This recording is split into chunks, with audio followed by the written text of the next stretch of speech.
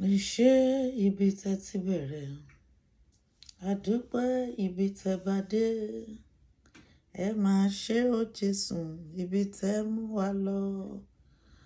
Ọlọ́run ẹ ṣé ibi tẹ́ ti bẹ̀rẹ̀, àdúpẹ́ ibi tẹ́ bá dé, à ń yọ̀ ó Jésù ibi tẹ́ mú wa lọ. Ẹ ṣé níbi tẹ́ ti bẹ̀rẹ̀ o, àdúpẹ́ ibi tẹ́ bá dé, à ń yọ̀ ó Jésù ọba wa fún bí tẹ́ mú wa lọ. Ọlọ́run àánú a gbé ọ̀gá nítorí ìwọ nìkan ni Ọlọ́run. Apàrúburúbú lábẹ́ ìtìsẹ̀ a gbé ọ̀gá lónìí nítorí kò sẹ́ni tó dàbí rẹ̀. Jehovah Shammah, Jehovah Nissi, Jehovah Jireh, Jehovah Elolam. Ògo ni forúkọ rẹ. Àdúpẹ́ ìdásí, àdúpẹ́ ìrànlọ́wọ́, àdúpẹ́ ojúrere, àdúpẹ́ ìfẹ́ tó ní sí wa. Àdúpẹ́ fún ààbò àti ìpamọ́, àdúpẹ́ fún àánú tá a rí gbà tí à ń gbà lójoojúmọ́. Ògo ni forúkọ rẹ. Ọlọ́run gba ọpẹ́ wa. A fògo fún ọ, a bọlá fún ọ, a fìyìn fún ọ, a foríbalẹ̀ fún ọ, a gbé ọ̀gá. Ògo ni forúkọ rẹ. Ọlọ́run ìjìnlẹ̀ wa, Ọlọ́run gba ìyìn wa o. Ayérayé, a dúpẹ́ dúpẹ́ fún oorun ayọ̀ tó mú wa sùn. Ó tún jí wa sí ìmọ́lẹ̀ alààyè. A tún mọ ọjọ́ karùn-ún nínú àdúrà yìí. Olúwa ògo ni fún ọ. Ọlọ́run gba ọpẹ́ wa. Ayérayé tẹ́wọ́ gba ìyìn wa. Ọlọ́run májẹ̀mú, àjúbà, àyìn ọ́ torí o tó yìn, o dùn gbéga, o tún ṣe lọ́ba. Ògo ni forúkọ rẹ. Ìjìnlẹ̀ ìfẹ́ gba ìyìn kó gba ọpẹ́ wa o. A tọrọ fún ìdáríjì ẹ̀ṣẹ̀. Ọlọ́run dáríjì wa. Gbogbo bí pátápátá tá a ti fojú ògo àti ẹwà rẹ bínú, ìṣẹ̀dá ọ̀run ṣàánú fún wa. Gbogbo ẹ̀ṣẹ̀, orúkọ Jésù fàtú láyé wa o. Orúkọ Jésù lónìí kó ṣàánú fún wa. Ẹ̀mí mímọ́ rẹ má jẹ́ ó dágbére fún wa. Ẹ̀mí mímọ́ rẹ jẹ́ kó bá wa pé. Lórúkọ Jésù, ẹ̀mí mímọ́ rẹ lórúkọ Jésù jẹ́ kó jẹ́ olùtọ́nà wa lónìí. Má jẹ́ a ṣe lásán. Má jẹ́ a dá nìkan lo ayé wa.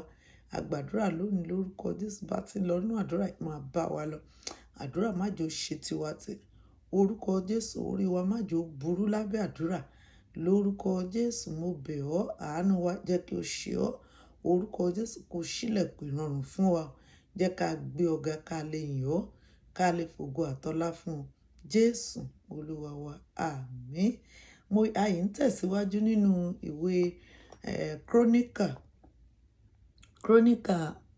Króníkà kínní orí kẹrin ẹsẹ̀ ìkẹsàn-án sí ìkẹwàá. Jábésì sì ṣe ọlọ́lá ju àwọn arákùnrin rẹ̀ lọ. Ìyá rẹ̀ sì pe orúkọ rẹ̀ ní Jábésì wípé, nítorí mo bí i pẹ̀lú ìbìnújẹ́. Jábésì sì ké pe Ọlọ́run Ísírẹ́lì wípé, ìwọ ìbá jẹ́ bùkún mi ní tòótọ́, kí o sì sọ agbègbè mi di ńlá, kí ọwọ́ rẹ kí ó sì wà pẹ̀lú mi, àti kí ìwọ kí ó má sì ṣe jẹ́ kí èmi rí ibi, kí èmi má sì rí ibi ìbìnújẹ́. Ọlọ́run sì mú ohun tí ó tọrọ ṣẹ. Ọlọ́run, ohun tá a fẹ́ fi gbàdúrà lónìí ni wípé ìbùkún Ọlọ́run òun la fẹ́ fi gbàdúrà. Jábésì, tá a bá wo ìbéèrè Jábésì, ó béèrè fún ìbùkún. Ó béèrè fún ìbùkún níbẹ̀ yẹn. Ó béèrè fún oríṣiríṣi àwọn nǹkan tó pọ̀ tá a máa fi gbàdúrà nínú ọ̀sẹ̀ yìí. Ṣùgbọ́n Jábésì béèrè fún ìbùkún. Ohun àkọ́kọ́ nìyẹn. Ó túmọ̀ sí pé láìsí ìbùkún ìrìn àjò ènìyàn kò lè dán mọ́rán tí ènìyàn ò bá ní ìbùkún Ọlọ́run lórí. Ohun tá a fẹ́ fi gbàdúrà lónìí nìyẹn. Wà á máa ṣàmì àdúrà. Orúkọ Jésù, orúkọ Jésù, orúkọ Jésù. Ọlọ́run májẹ̀mú, bí Jábésì ṣe ké pè ọ́ tó béèrè fún ìbùkún, bẹ́ẹ̀ náà ni àwa ṣe ké pè ọ́ lónìí tá a béèrè fún ìbùkún. Ọlọ́run bùkún wa nínú gbogbo, níbi gbogbo, ní ọ̀nà gbogbo ayé wa. Orúkọ Jésù bùkún wa. Nínú ìrìn àjò wa, Olúwa bùkún wa. Nínú iṣẹ́ wa, Olúwa bùkún wa. Nínú ìgbéyàwó wa, Olúwa bùkún wa. Lórí àti tọ́mọ, Olúwa bùkún wa. Orúkọ Jésù ní gbogbo ibi tá a bá dánwọ́ sí, tá a bá dé, Olúwa bùkún wa. Ọlọ́run ìbùkún, a bẹ̀bẹ̀ fún ìbùkún rẹ láti ọ̀run wá. Orúkọ Jésù bùkún wa. Òjò ìbùkún jẹ́ kí ó rọ̀ pa wá. Òjò ìbùkún jẹ́ ó rọ̀ lé wa lórí. Níbi gbogbo, ní ìyà gbogbo tá a bá tà sí, orúkọ Jésù jẹ́ ká rí ìbùkún gbà. Orúkọ Jésù jẹ́ a rí ìbùkún gbà. Orúkọ Jésù jẹ́ a rí ìbùkún gbà.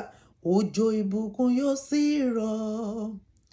Ìlérí ìfẹ́ lèyí a ó sì ní ìtura dídùn látọ̀dọ̀ olùgbàlà. Òjò ìbùkún la fẹ́, kiri àánú sẹ́yìn wá ká, ṣùgbọ́n òjò là ń tọrọ. Orúkọ Jésù, mo gbàdúrà lónìí, a ó rí ìbùkún Ọlọ́run gbà níbi gbogbo tá a bá tẹ̀ sí. Ìbùkún Ọlọ́run kó jẹ́ tiwa lórúkọ Jésù. Ní ilẹ̀ wa ní ìbùkún Ọlọ́run kó jẹ́ tiwa. Ní ilẹ̀ àjèjì ní ìbùkún Ọlọ́run kó jẹ́ tiwa. Nínú ìrìn àjò wa ní ìbùkún Ọlọ́run kó jẹ́ tiwa.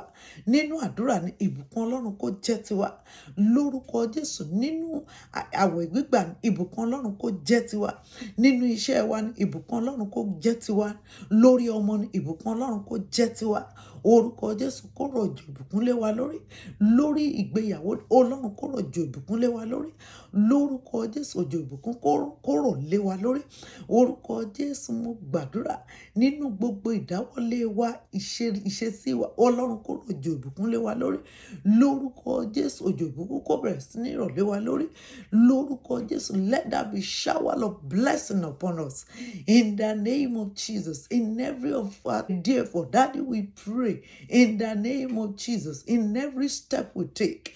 Daddy, we pray, oh God, there shall be shower of blessing upon us. In the name of Jesus, God. Òjò ayọ̀, òjò ìbùkún, òjò ìrọ̀rùn, orúkọ Jésù jẹ́ ó rọ̀ lé wa lórí. Òjò ìṣerere, òjò ìgbéga, òjò ìlàlúyọ, Ọlọ́run jẹ́ ó rọ̀ lé wa lórí. Lórúkọ Jésù, Ọlọ́run, mo bẹ̀ ọ́. Òjò àánú, òjò tí ènìyàn fi ń rí ojú rere àti ẹwà Ọlọ́run gbà lọ́dọ̀ ènìyàn àti lọ́dọ̀ Ọlọ́run. Olúwa, irú òjò bẹ́ẹ̀ jẹ́ ó rọ̀ lé wa lórí. Orúkọ Jésù, bàbá bẹ̀ ọ́. Lórúkọ Jésù, let there be shower of blessings upon us. In the name of Jesus Christ.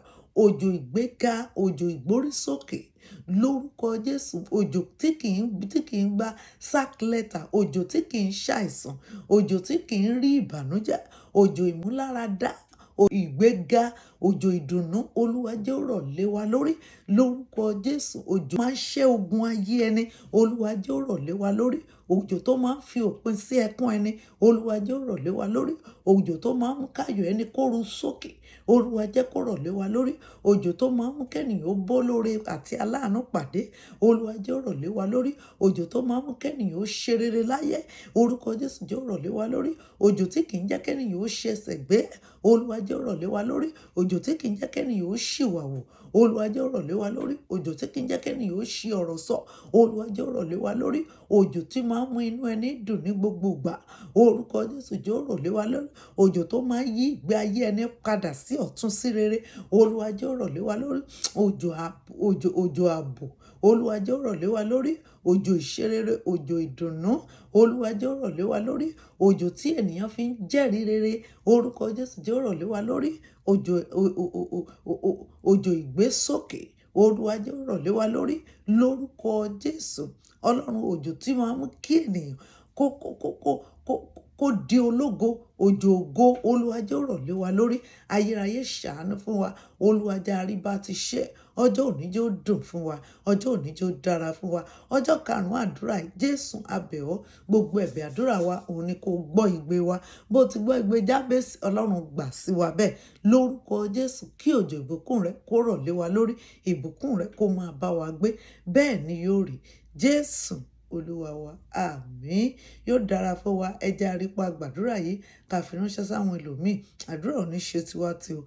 Èmi náà ni olólùfẹ́ yín, Lady Evangelist Bọ́láńlé Ọlátóbi Ọlọ́fínlóyè. God bless you. Amen. I love you.